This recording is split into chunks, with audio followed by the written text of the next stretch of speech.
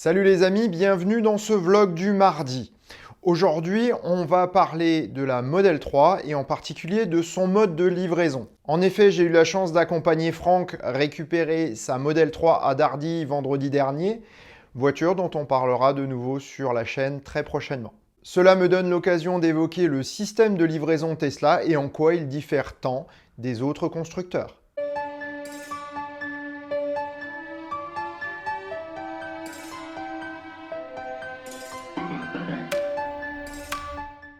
En prologue à cette vidéo, je voulais juste revenir une fois encore sur les abonnements. Oui, je sais, c'est souvent, mais bon, j'en ai vraiment besoin.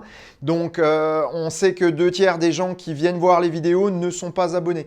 Abonnez-vous, ça vous coûte rien. Et si vous cliquez pas sur la petite cloche, vous ne serez pas embêté par des mails. Donc, utilisez simplement votre compte Google, Gmail ou YouTube pour vous abonner. Ça m'aiderait beaucoup, merci. Passons à notre sujet du jour. Si vous avez passé commande d'une Model 3 ou que vous envisagez de le faire, restez bien jusqu'au bout, ça va vraiment vous intéresser.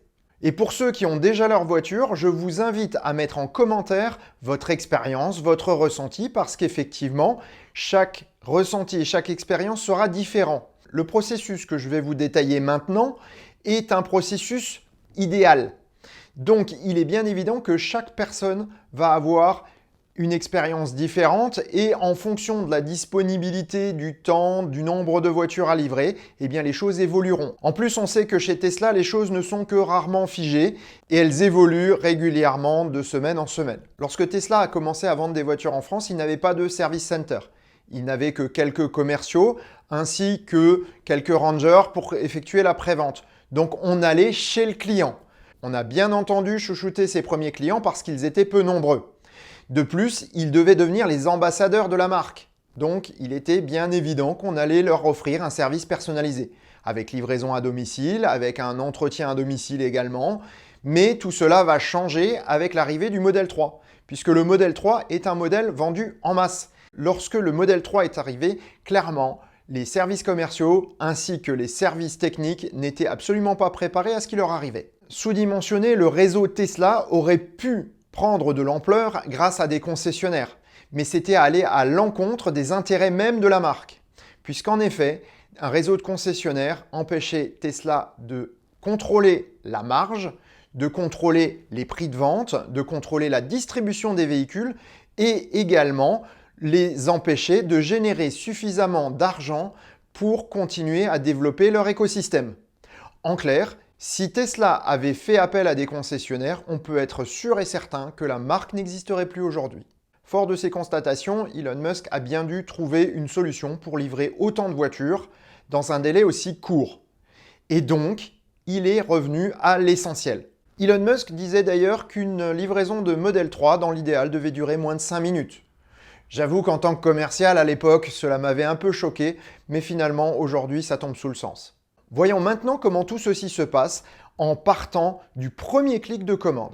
Sur le site Tesla, vous allez configurer votre voiture, la couleur, les options, le modèle et définir le mode de paiement. Toujours faite sur le site de Tesla, la commande va demander un acompte de 100 €.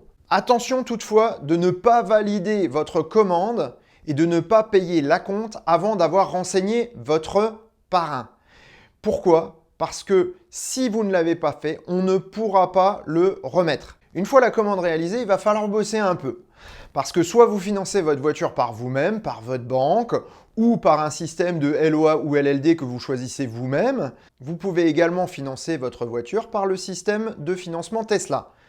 Le système de financement Tesla est géré par Viaxel, qui est une filiale du Crédit Agricole, qui est en partenariat avec Tesla. De son côté, l'équipe commerciale va commander votre voiture qui va vous être affectée, soit sur ligne de production, soit sur stock aux États-Unis, soit sur un bateau, soit en stock directement dans les stocks de Tesla Europe. Peu avant l'arrivée de la voiture, vous allez pouvoir découvrir votre numéro de châssis.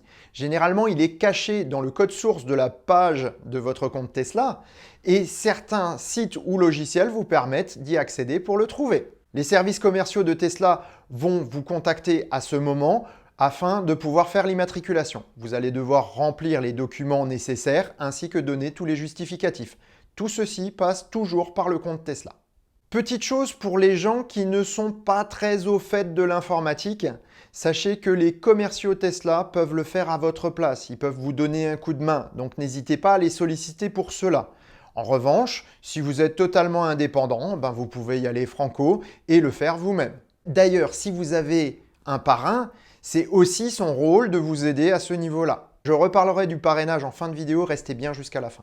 Une fois que toutes les démarches sont faites et que vous avez payé le véhicule ou que votre financement via Tesla est accepté, vous allez recevoir le Saint Graal de tous ceux qui attendent leur Tesla, à savoir le SMS de livraison. Dans ce SMS, vous avez une date et une heure. Sachez que le rendez-vous de livraison est mis en place afin de libérer une place pour une autre voiture et de livrer les voitures rapidement.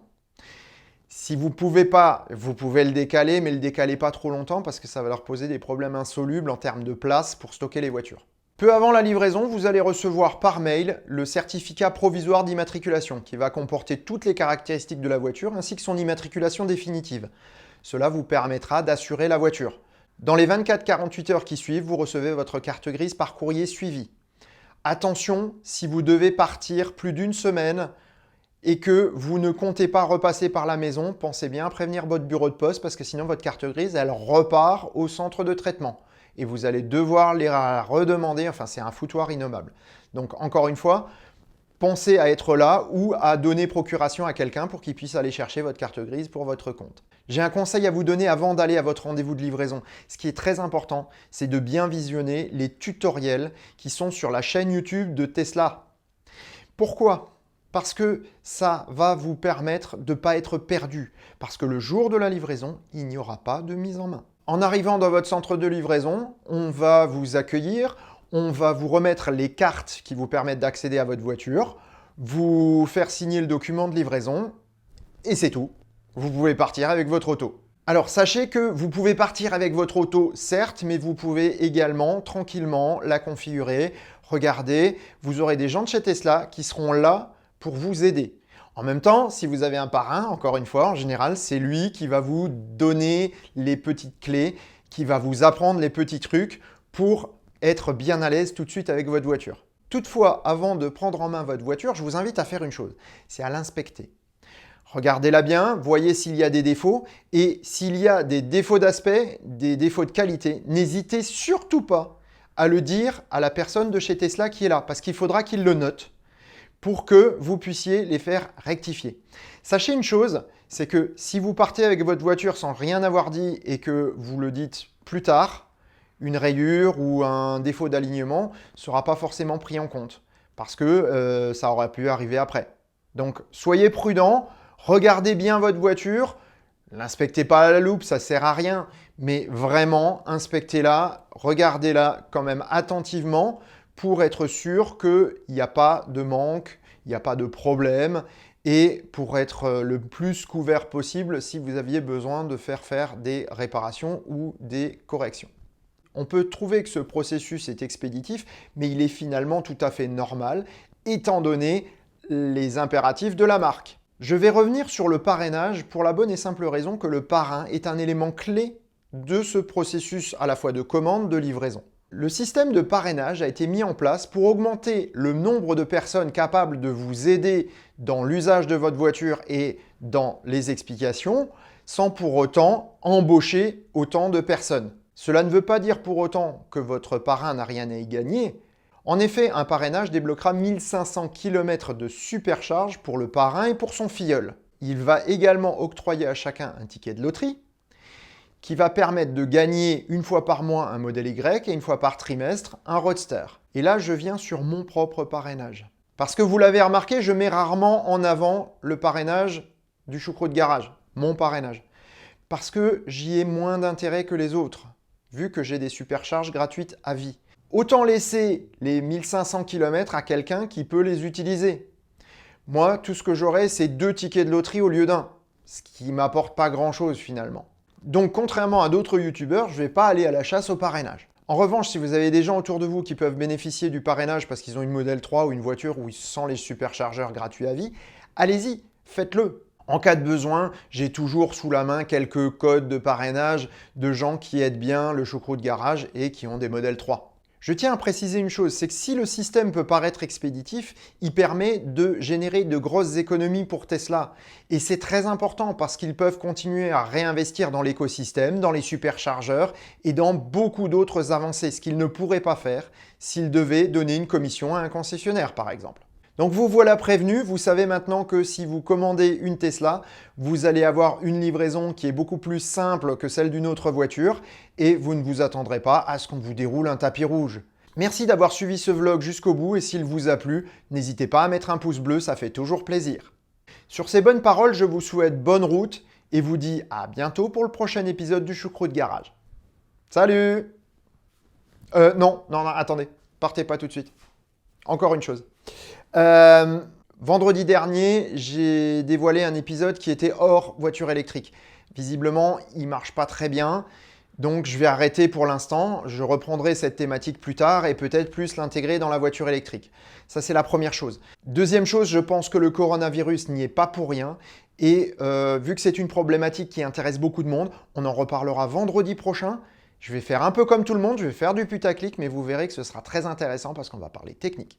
Allez, à vendredi. Ciao!